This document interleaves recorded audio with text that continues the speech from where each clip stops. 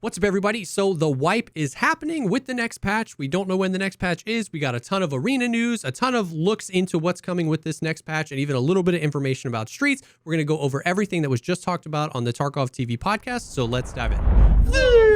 А у нас первая кровь, ребята.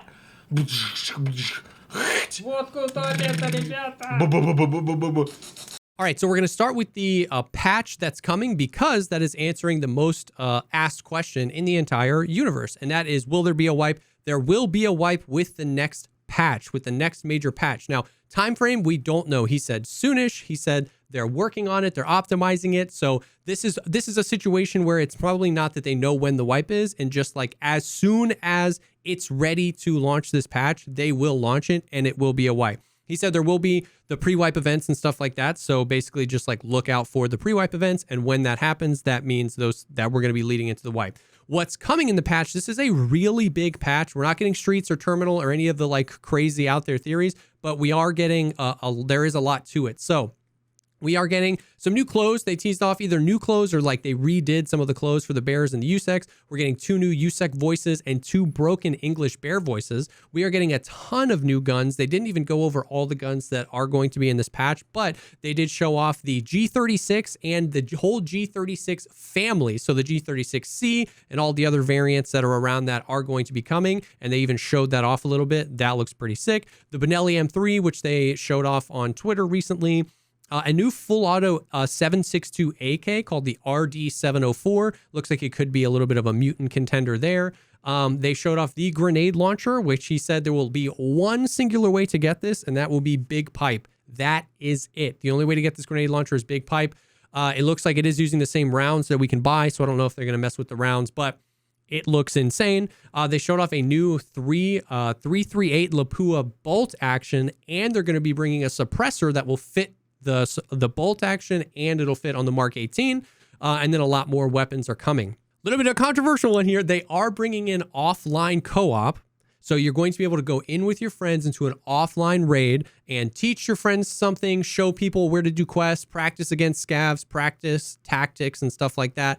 However, the offline co-op will currently only be for Edge of Darkness owners, only for EOD, and everyone in your party will have to have EOD. Now, regardless of if you think this is a good or bad thing, the reasoning behind that is because all of those servers will be hosted on Battlestate Games servers. They don't want those offline servers to be making queue times longer for the online games. So they had to get more server space, and the way that they're, I guess, paying for that or justifying paying for that is it's going to be EOD owners.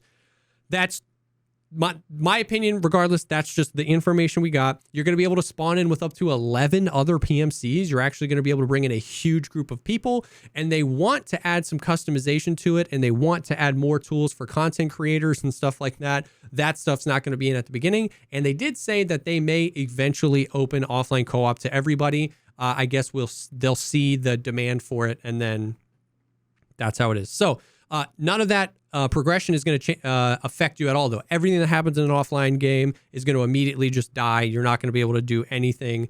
You're not going to be able to bring anything out of that raid. So we'll see. Okay, so Lighthouse Expansion, they actually showed off a little bit of Lighthouse Expansion. We'll have the B-roll shown up here. Demirka kind of walked through it once he finally made it there. And it looks really cool. I mean, we've seen this in the trailer. He didn't really show us anything we didn't see before. Just being able to walk around is pretty cool. What's interesting is the way that they're going to do this is the Lighthouse Expansion will be open at first, but you won't be able to get into the Lighthouse building. What he said is they'll eventually close off the access to the whole Lighthouse Expansion, most likely add the trader, and then you will need some sort of special access. I don't know if that's a passcode, a key card, or something, but that's how we've known it in the past, where like they're not going to let you along the bridge unless you have some sort of special passcode. So they're basically going to open it up, let us all explore it, learn that part of the map, and then some in-game events are going to happen, and they're going to close it off, bring in the trader, and do that kind of, access thing you need. They showed off 3 special slots, which is where like your compass goes right now. You'll now have 3 of those slots, and you'll be able to add in different things. Right now, compass and rangefinder, but he said eventually they're going to be able to do stuff like radio sets. So 3 special slots right now. He showed off the flares a little bit. There's going to be 3 different colored flares. The red one will call in an airdrop. There are 4 different types of airdrops now. common airdrops with just like a little bit of everything. I'm assuming that's what we have now. Supply drops, medical drops, and weapon drops. I don't know if we're going to be able to choose which of these drops we're doing, because he said it's just the red one, or if it's just going to be a random one, but you'll be able to call one in raid. Green and blue flares do not have a function yet, but will be used later in quests. It'll be interesting to see how they light up the sky at night. That's just going to be cool. The 3 bosses that they showed us, Big Pipe, Ghost, and the other one, Bird Eye, will roam outside of just Lighthouse. They said something about like during certain times of the day or certain days of the week, they might be on customs, they might roam around, and there'll be quests where you need to find them. That's kind of cool. They showed off FSR, which is basically AMD's open source alternative to NVIDIA DLSS. So if you don't have an NVIDIA card, or if you have an older NVIDIA card, you'll be able to use FSR to get some of that upscaling and potentially get some more frames. We are getting Scav daily quests. They only showed off one, but that's super interesting because now you'll be able to, I'm assuming, increase your reputation and get some cool gear by playing your Scav. I think this is a very good thing. They only showed off one. Maybe you'll get more eventually. They have reworked night vision, and IR flashlights and IR lasers finally work. So you'll be able to use IR illuminators to actually like basically functionally have a flashlight with night vision on, and then those are not visible unless it's under IR. So if you didn't have NVGs on, you won't be able to see that. He said that they reworked night vision to make that happen. So hopefully night vision will just be a little bit better anyways. And then this might push people into doing more night raids, which I think is pretty cool. They showed a few small things like guns make sound when you drop them on the ground now, which is interesting. That's just kind of cool. Maybe that means they're working on some new sound engine stuff. I don't know. They showed off new animations, which this whole video showing off the new animations was really, really cool. This stuff looks really, really fluid. And with whatever smoothment patch they did recently, this is going to be sick. It looks like your animation will change depending on how big your gun is. It looked like it said like 6 slot gun, 7 slot gun, 5 slot gun. So the weight and size of the gun will actually change how your character moves.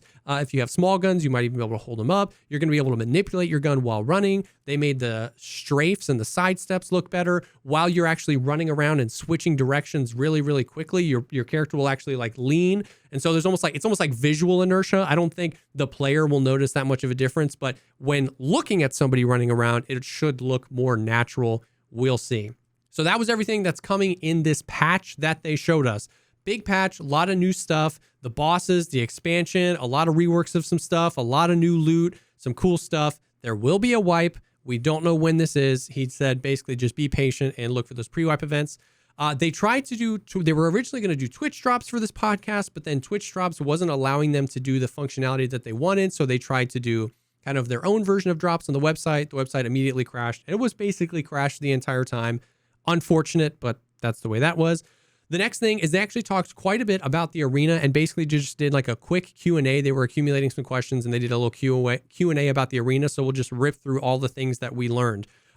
How they're going to test the arena, it is going to be closed. It's going to be active ETS testers at first, and then they might, throw out some invitations to some people. So that leads me to believe that all the testing for the arena will be under NDA. They will not be able to stream it. So testing autumn 2022. We don't know when it's going to be released, and so we probably won't see the arena for a while unless you are in the ETS. That's just my guess, though. We'll see how they want to do it. The Edge of Darkness will remain on sale until the release of the game, until Escape from Tarkov releases, and then you won't be able to buy that. So if you're interested, maybe wait for the next sale, upgrade to EOD, then you'll get offline co-op and the arena and all the other DLC.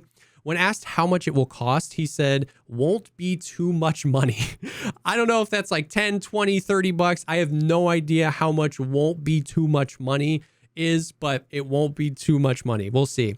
This was really interesting. They said they want to release Arena with 5 or 6 maps, and their testing phase, they want 3 or 4 maps. So that's actually way more. They showed off, it looked like 2 in the trailer, and I thought that those were just going to be the 2. So the fact that 5 or 6 maps at launch, and he said many more after release. They want to release a bunch of maps, and he specifically said we want to add more Escape from Tarkov locations. So maybe some arena-specific maps, and then they do some ones where they're actually like looking at some of the other places in Tarkov. I think that's really cool. That's pretty sick.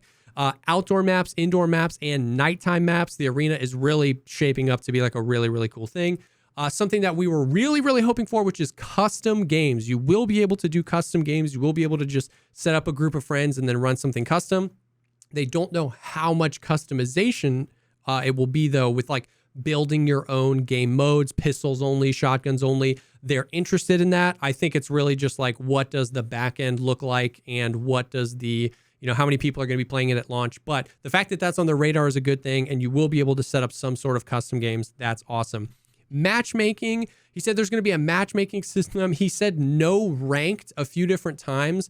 I don't know if that, he said no ranked, but never specifically to a question asking, will there be a ranking ladder? Because as far as I'm concerned, in the past, they have talked about there being a ranked system, and actually like ranked play and regular play, maybe ranked coming later. Maybe they're scrapping ranked. Maybe that was a translation issue. I don't know, but he did say no ranked a few times. I don't know what that means. For the backend infrastructure, he said they want 100 or more tick rate servers, which would be very good for an arena style shooter. There will be some tasks in there to unlock like other presets. And then there will be tasks in Escape from Tarkov that relate to the arena. But once again, these are separate games.